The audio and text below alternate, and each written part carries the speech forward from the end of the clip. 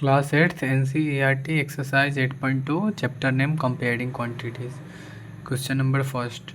A man got 10% increase in his salary. If his new salary is 1,54,000 then find his original salary. Question बोल रहा है कि अगर किसी इंसान के सैलरी में 10% इंक्रीज होता है तो उसका सैलरी 1,54,000 हो जाता है, तो इसका ओरिजिनल सैलरी कितना है।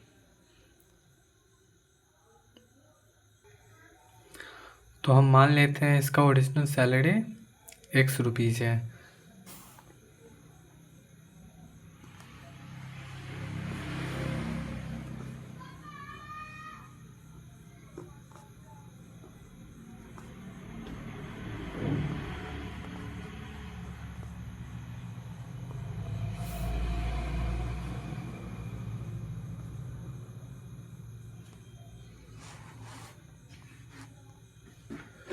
तो इंक्रीजमेंट कितना हुआ है 10%,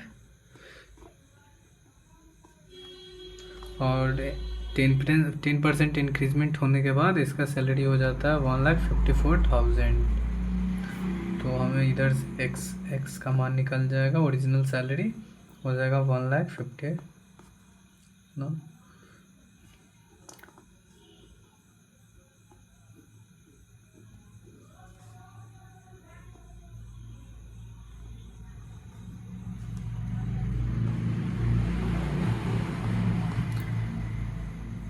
तो इसका ओरिजिनल सैलरी है 1,40,000। यहाँ पे मतलब जब किसी इंसान के सैलरी में परसेंटेज में इंक्रीजमेंट होता है तो 100% में वो जुड़ जाता है, और डिक्रीजमेंट होता है तो वो घट जाता है, जितना डिक्रीजमेंट होता है उतना घट जाता है। इसीलिए यहाँ पे 100% में 10% जुड़ गया है तो ये 110% हो गया, और परसेंट हटता है तो भट्टा में 100 आता है। Question number second. On Sunday 845 people went to the zoo. On Monday 169 people went. What is the percent decrease in the people visiting the zoo on Monday? Question number second बोल रहा है अगर 845 पीपल जू में जा रहे हैं Sunday के दिन और मंडे के दिन 169 पीपल जा रहे हैं, तो कितना परसेंट पीपल जो है जो मंडे के दिन जू में नहीं जा रहे हैं। तो चलिए निकालते हैं। तो इसमें दिया हुआ है 100% people is equal to 845,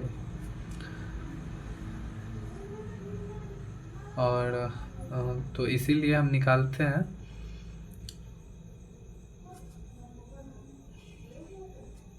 1 people is equal to कितना परसेंट हो जाएगा 100% अपॉन 845 हो गया, और 169 पीपल इज इक्वल टू हो जाएगा 100% अपॉन 845 इंटू 169। इतना परसेंट पीपल हो जाएगा। तो ये हो गया 169 people is equal to 20% of total people. ठीक है,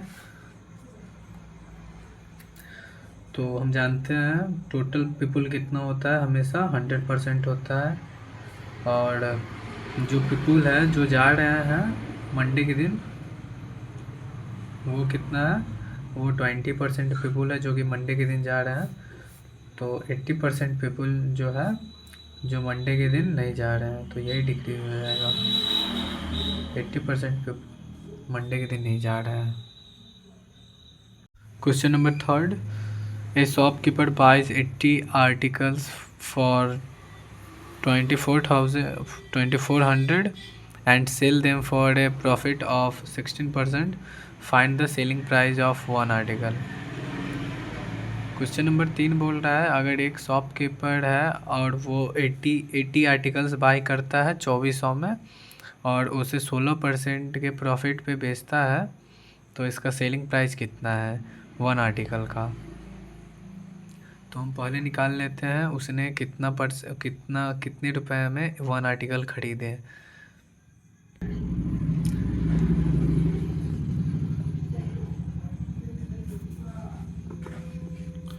क्वेश्चन नंबर थर्ड में दिया हुआ है 80 आर्टिकल का दाम 2400 है। तो वन आर्टिकल का कितना हो जाएगा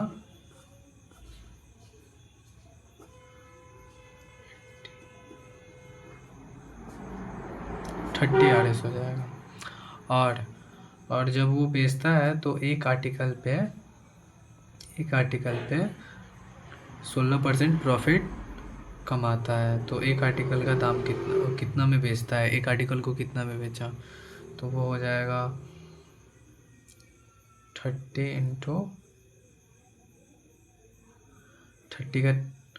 का 16% हो जाएगा, मतलब इतना प्रॉफिट होगा उसका। Profit is equal to 30 into 16/100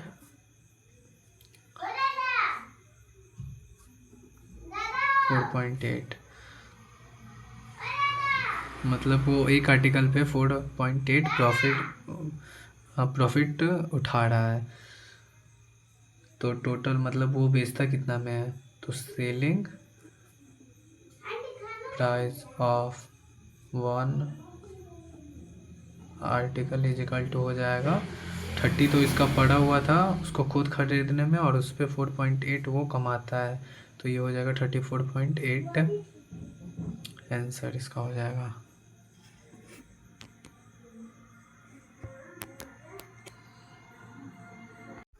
question number 4, the cost of an article was 15,500 450 were spent on its repair. If it is sold for a profit of 15%, the selling price of the article. Question बोल रहा है अगर एक article का दाम 15,500 था और 450 रुपया इस पर स्पेंड किया गया रिपेयर करने के लिए, और अगर इसे 15% के प्रॉफिट पे बेचा जाए तो इसका सेलिंग प्राइस कितना होगा। तो चलिए निकालते हैं इसका सेलिंग प्राइस। तो क्वेश्चन बोल रहा है कि अगर एक आर्टिकल को 15,500 में ख़रीदा गया है, क्वेश्चन नंबर 4, 15,500 में इसको खरीदा गया है वन आर्टिकल को, और इस पर 455 रुपये और ऐड किए गए हैं रिपेयर करने के लिए। ये टोटल हो गया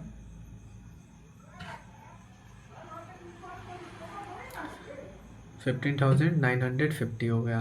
तो टोटल इतना रुपया इस पर स्पेंड हुआ है, मतलब कोई भी आर्टिकल को ख़रीदने के लिए, और इस पे और उसको इसने बेचा है कितना 15% प्रॉफिट पे 50 प्रॉफिट इसको कितना हो जाएगा, इसका 50% हो जाएगा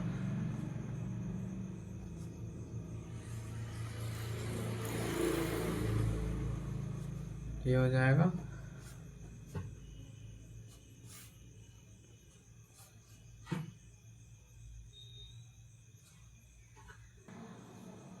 तो इस पे वो कितना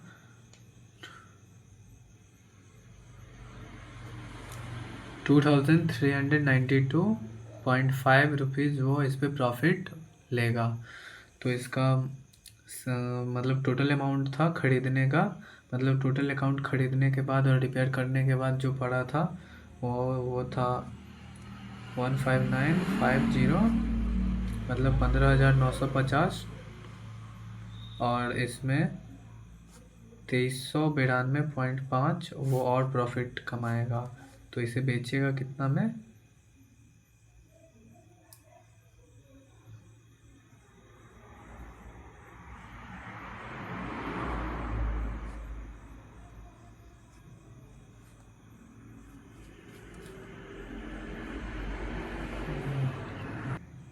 तो उसको बेचेगा कितना में 18,342.5। इसका हो गया सेलिंग प्राइस।